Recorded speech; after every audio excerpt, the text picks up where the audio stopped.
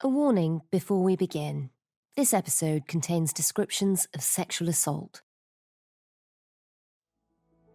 From the Times and the Sunday Times, this is The Story. I'm Manveen Rana.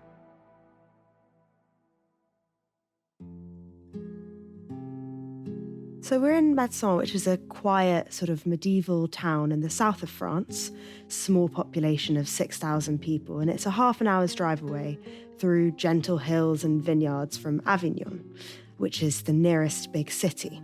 Its previous claim to fame was when it hosted Keira Knightley's wedding. Apart from that, it's mainly known for its orchards and truffles and sleepy way of life.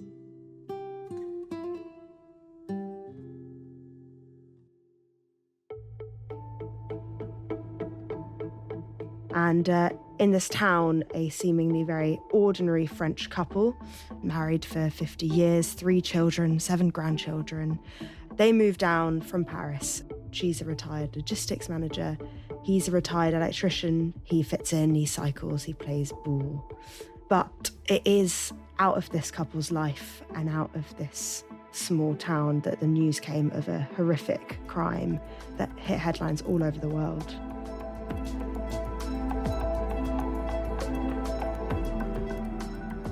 The story today, Gisèle Pelicot and the trial that changed France.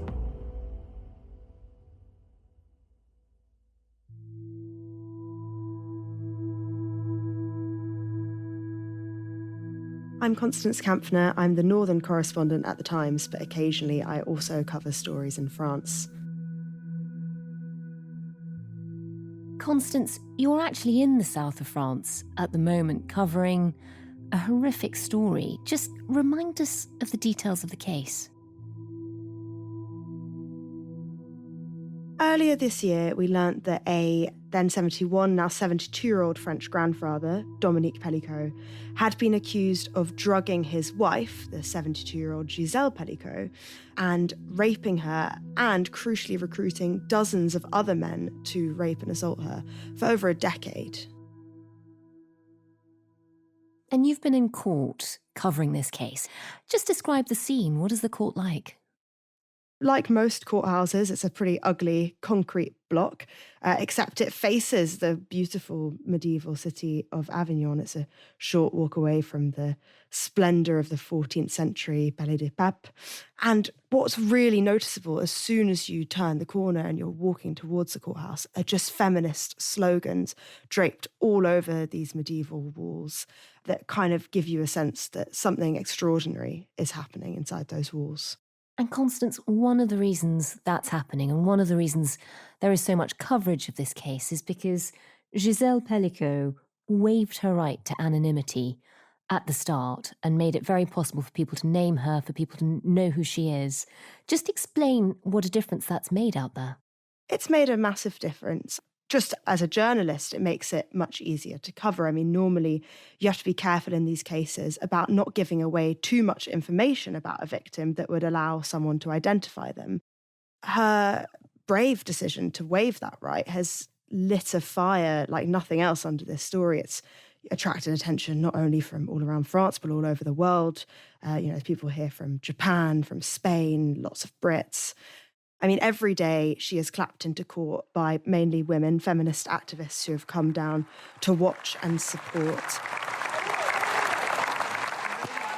She's always sort of composed, smartly dressed. She looks quite taken aback sometimes by it and moved by it as she's being cheered and applauded by these members of the public, who are thanking her essentially for what she is doing. She do it to give strength to all the women who don't have the courage to go on trial, to fight. I just hope that her case will help justice to change. And I think it's because Gisèle, she realised her case was so extraordinary that it could help combat some of these myths that we have around rape, specifically this idea that it's something perpetrated by strangers stalking women in dark alleyways. In fact, it's estimated that in 9 out of 10 cases, the victim actually knows their rapist. So I think her and her team knew this case would have an impact. I don't think anyone was quite prepared for the reaction that it has triggered, though. And not long ago, she was a pretty anonymous grandmother living in the countryside without, any desire to have a big profile. Just describe how her life changed overnight. Yeah, absolutely. I think it's something about just how ordinary she is that has made this case resonate. And everything in this unremarkable middle-class life changed for her when her husband, Dominique, was caught by a security guard in a supermarket filming under women's skirts. Ils prennent de bonnes prises de vue, votre téléphone. Il était en train de filmer sous votre robe. Si. Vous portez plainte. Il était en train de filmer sous votre robe le téléphone comme ça à l'instant. He's filming up your dress. He's filming under your dress on his phone right Je suis là now. pour rigoler, on le suit à la caméra, ça fait 4 fois. Allez, police direct. This was in 2020. He was fined, given a suspended sentence. And as part of the investigation into that, the police had taken his phone, and it was then, and in a hard drive that they subsequently recovered, that they found videos and photos, thousands of these, of his wife being assaulted. And that prompted a much larger police investigation. And the images that show his wife being assaulted, crucially, also show her unconscious at the time. I mean, would she have had any inkling of this until the police found the evidence?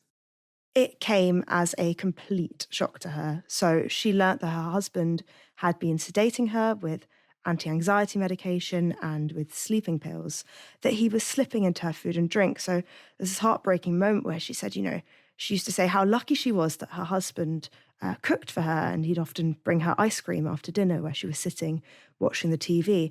In reality, a lot of that food was laced with these tranquilizers.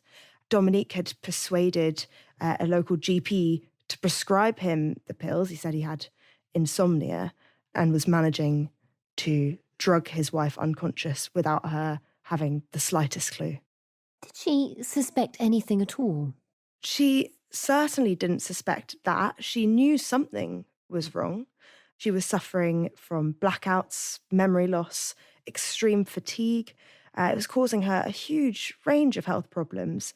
She feared she had Alzheimer's and was, being driven to various hospital appointments over years by her husband. She really thought that, if it wasn't that, it must be cancer, and if it wasn't cancer, it must be something else. But she thought the end was nigh. She also suffered from a range of sexually transmitted infections and was frequently going to the gynecologist. One of the more disturbing moments in this disturbing trial, it's hard to pick them out really because there are so many, but we learnt that actually her husband was accusing her of having affairs and saying that must be how she picked up these infections, whereas really it was his actions. And did she ever suspect him of any form of bad behaviour? No. For her, he had been an exemplary husband, an exemplary father to their children and grandfather. When he was caught upskirting, she was shocked, but she did want to stand by him. That's what she said, with some help, she thought that he would be okay. So she went into the police station that morning, I think it was about 9 a.m. in 2020 in November, and her life was turned on its head.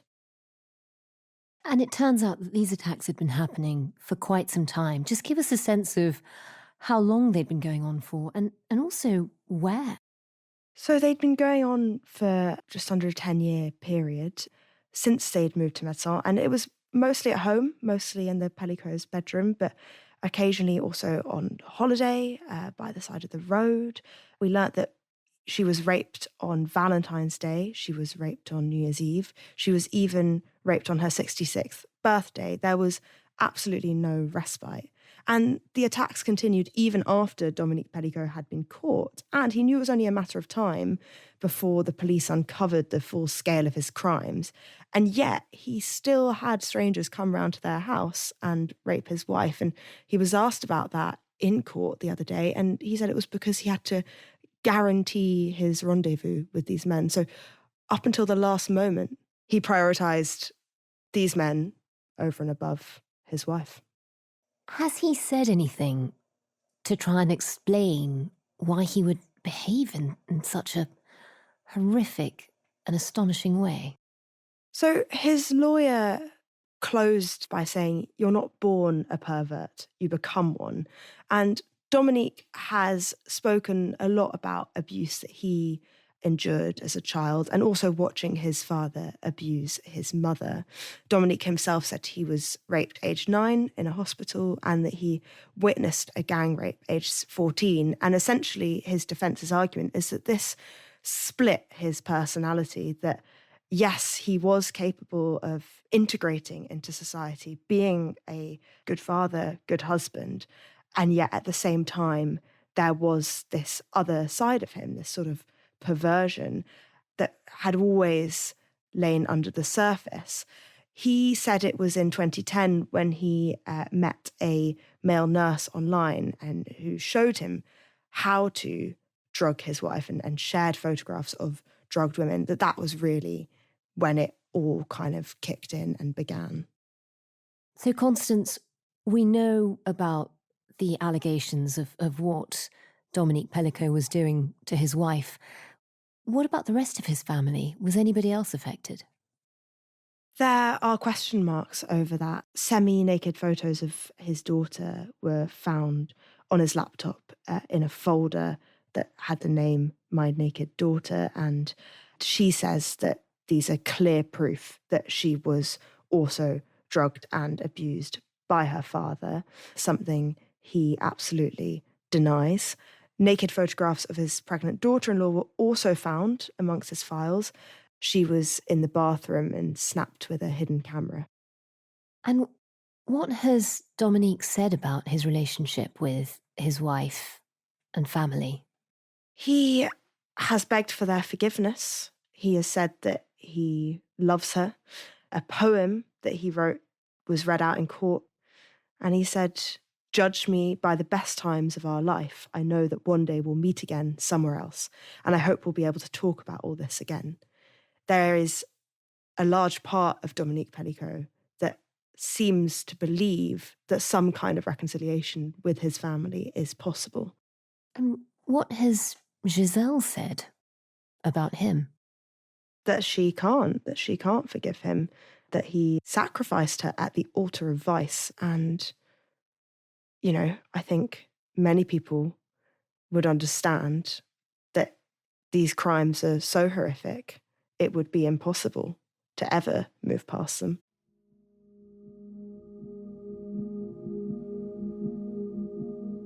I'm Katie Tarrant, and I'm a news reporter at the Sunday Times.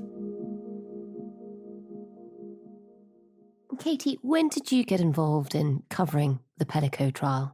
It was in September. It was the first week that we were hearing from defendants in this case, and my editor sent me to Avignon to go to the courthouse, get a sense of what the atmosphere was in the court, and then to also see what we could learn about the defendants in this case.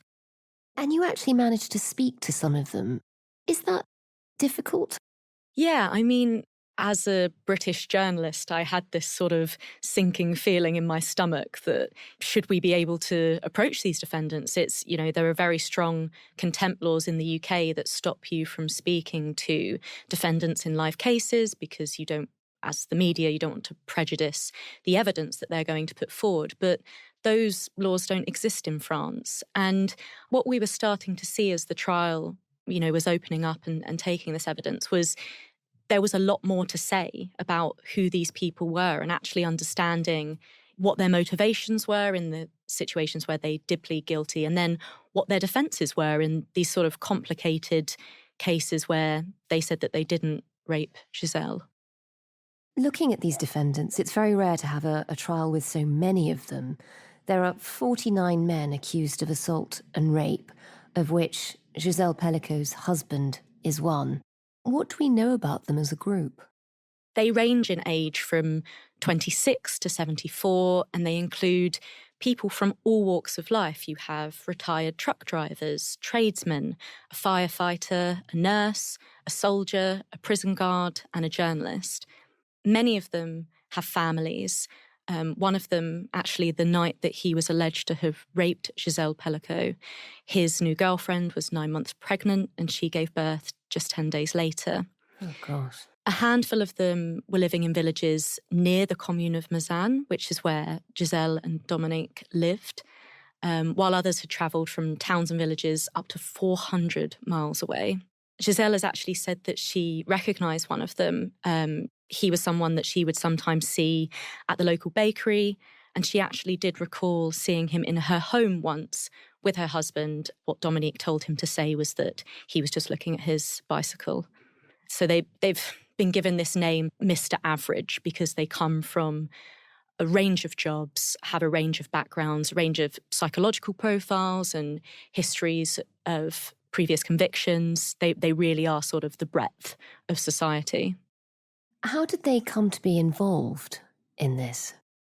Dominique was approaching these men on an online forum called Coco.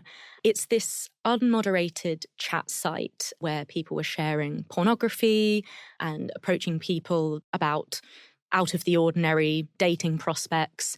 And he identified this chat room called à son insu, which means without her knowledge. And he was approaching men on there using a pseudonym and asking them if they wanted to engage in sexual activity with him and his wife. The site has actually been linked to hundreds of crimes, including killings, child sex abuse and homophobic attacks. But actually, it was only closed down by the French authorities in June, 4 years after Dominique Pelicot's arrest. And what are the men actually being charged with? They are charged with various things, including sexually assaulting and raping Gisèle, and they're charged with attacking her between 1 and 6 times per man. But there's an outlier. One man, Jean-Pierre Maréchal, is also accused of being Dominique Pelicot's copycat and using his methods to drug and rape his own wife with Dominique Pelicot. That man is standing trial in this case as well, but he's not accused of raping Gisèle. Prosecutors have actually requested the second longest jail term for him, which is 17 years. We know that Gisèle's husband, Dominique, is pleading guilty. Are the other defendants doing the same? Only 15 of the 50 defendants have admitted rape. Those who are pleading not guilty have given various defences as to why. So some have said that they thought it was consensual, that it was part of a game, and that Dominique and Gisèle were what some people might call swingers. But Dominique Pelicot denies this, and he says that they were engaging in rape. Some have said that it wasn't rape because they caressed her or because they had her husband's consent. And that's quite interesting, actually, in the context of France, because it was only 14 years ago that it became illegal to engage in marital rape. So it's quite interesting that that has been one of the defences used in court. Wow. Some have said that they raped her reluctantly or have used the phrase accidentally. One of the defendants, a married father who had given up part-time work to care for his disabled son, denies the charge of rape and says, "I don't accept being called a rapist. I'm not a rapist." But actually, he admitted that when he first saw Gisèle, he thought she looked dead. Her leg was dangling oddly. But he said he thought it was part of this scenario or a game that she was pretending to be unconscious. God, I mean, that's a remarkable list of reasons. Mm. Others have said that they were brainwashed by Dominique Pelicot. I mean, it's been sort of analysed in court how he has this sort of controlling and manipulative behaviour, and lots of the defendants have said that they sort of fell victim to that. And then there's this whole concept of motivation. They've said, "I didn't set out from my house saying I'm going to rape someone." Or they've said, they were quite confused that she didn't wake up when this was happening, obviously not sort of acknowledging the impact that the drugs would have had on her. And for those denying rape, this is an unusual case because there is a lot of evidence of exactly what happened through videos which have been shown in court. Just describe what they show. It is completely unusual. You're absolutely right. And that's what makes this case, I think, this is why it has gripped national and international attention, is because it is so rare. Usually a rape case is he said versus she said or they said. And yet we have this trove of evidence, these videos. So they were stored on his laptop or external hard drives in dossiers with names such as abuse, her rapists, or nights alone. Gisèle Pelicot can be seen, for example, lying on the bed, snoring, as her husband whispers instructions to various men to touch her, prod her, and use her. They show what Dominique has explained were his strict instructions. For example, wash your hands in warm water so that they're not cold and therefore they don't wake her. He had some other instructions as well, for example, telling the men not to smoke or wear aftershave, again, just to make sure that she didn't wake up.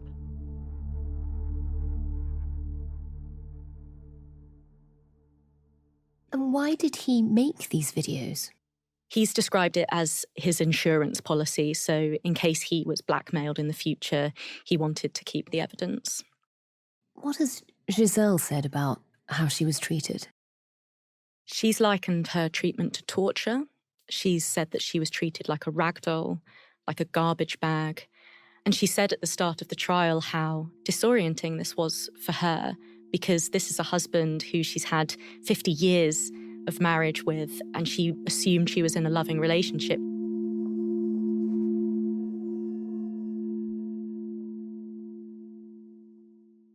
Katie, you actually managed to speak to one of these men, one of the defendants. Just describe where you met.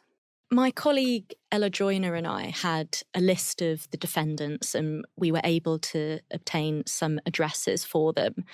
And we noticed that a couple of them lived in this same suburb of Avignon. It wasn't a wealthy part of the city, but not an area of poverty. It was a very sort of stereotypical neighbourhood. So Ella and I were greeted by the defendant at the door. He welcomed us in, sort of, very willingly. We spoke about, what an on-the-record interview would involve. His wife said hello to us and then sort of very quickly went into the kitchen, and we sat down with him on this sort of grey sofa.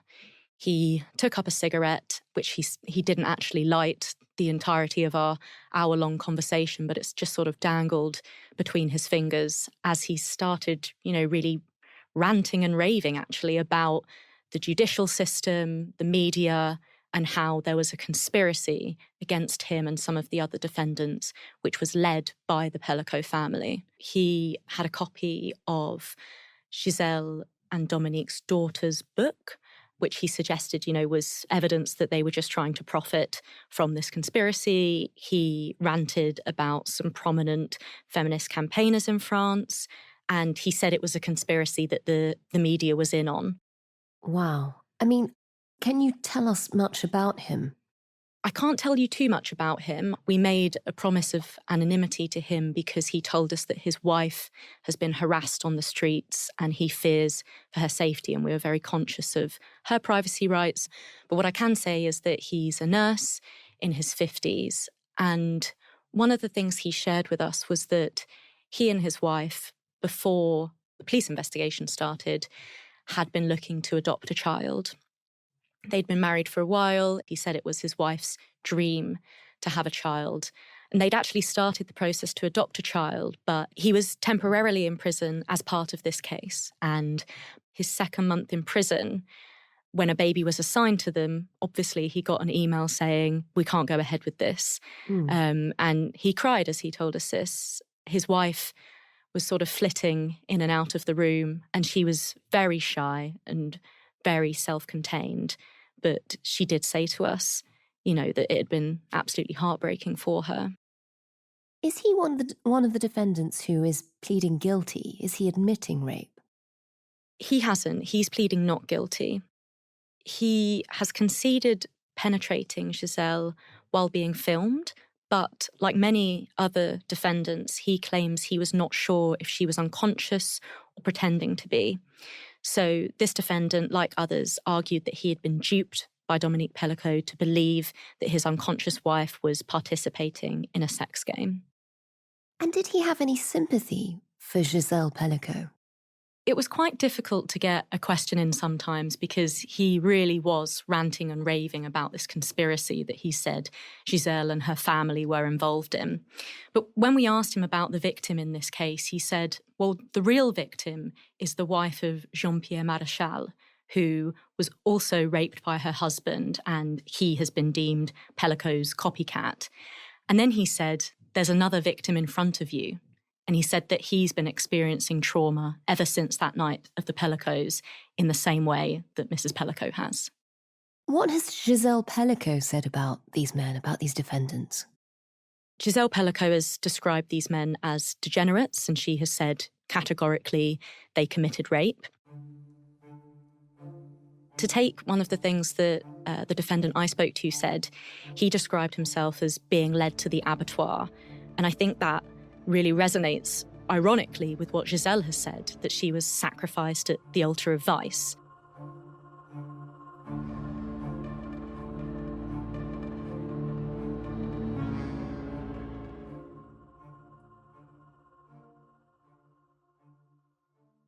Constance, you've been in court. We know that the men on trial will soon be hearing about their fate. Can you tell us when the verdict is expected and when they'll be sentencing? So we know that sentencing will probably come on or before the 20th of December. Dominique Pelicot and 14 others have pleaded guilty, so we know their verdict. He is facing 20 years in jail, which is the maximum sentence for aggravated rape in France. And the public prosecutors have demanded jail sentences of between 4 and 18 years for his co-defendants, with that top end being some of the most serious cases, people, for example, who raped Gisèle Pelicot on multiple occasions. Constance, you're there. How is this case playing out in France? Is this a bit of a watershed moment? France has had a complicated relationship with women's rights, and specifically with the modern incarnation of it, the Me Too movement. And at first, the press and politicians were accused of not taking this case very seriously. I know some British journalists were quite taken aback by the fact that this wasn't front page news. That has changed, partly because of the level of interest this has picked up across the world. And recently, the then Prime Minister, Michel Barnier, called the trial a watershed moment for France's attempts to deal with violence against women. And he said, that there will be a before and an after this trial. There are various moves that the government has announced off the back of this to combat violence against women, including funding for pharmacies to give out drug testing kits that can be used to fight these kinds of drugging cases. And the Equalities Minister has said that sexual assault victims will also be able to report violence in hospitals and not just at police stations. But, on a kind of mentalities level, how much this case is going to be a turning point is impossible to say. And in some ways, Gisèle Pelicot is quite a straightforward victim. She had no idea this was happening to her. She didn't come to the police begging to be believed. So the real question, I think, is, for other women, will people start to believe them more off the back of this? That's the question feminist campaigners are now asking. It does feel like a real cultural moment, and so much of it triggered by Gisèle Pelicot being so public about it and really single-handedly changing a lot of attitudes, I expect. Constance, you were in court to hear Gisèle Pelicot talking for the final time. What did she say?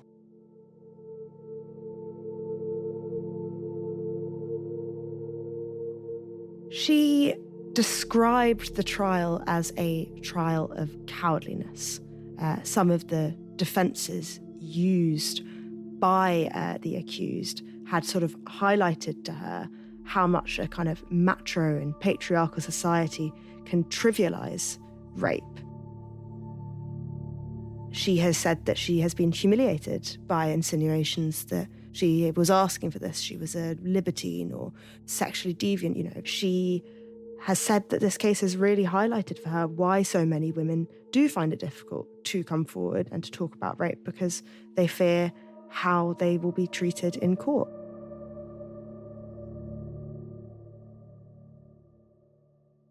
What next for Gisèle Pelicot? My impression from being in court is that it is taking every ounce of her energy to just keep showing up and to witness time and time again these horrific videos of what happened to her. She hasn't done any interviews. She said she wouldn't do any interviews until after the trial. But, you know, when this was revealed to her, she moved somewhere to be completely anonymous because what she really craved, she said, was solitude. You know, how do you wrap your head around something like this? I think there is a large part of her that has done this as some sort of sacrifice. That's how she seems to speak about it for other women. She said, it's time that the macho, patriarchal society that trivializes rape changes, and that it was time for shame to change sides.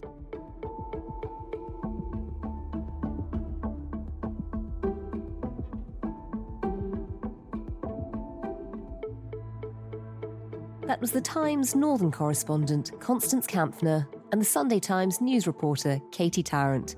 Today's producer was Olivia Case, the executive producer was Kate Ford, and sound design and theme composition were by Mal Lassetto. There'll be more coverage of the Pelicot trial and the fallout from it at thetimes.com. And if you've been affected by anything you've heard in this episode, or if you need help or support around issues involving sexual assault, you can contact womensaid.org.uk or malesurvivor.co.uk.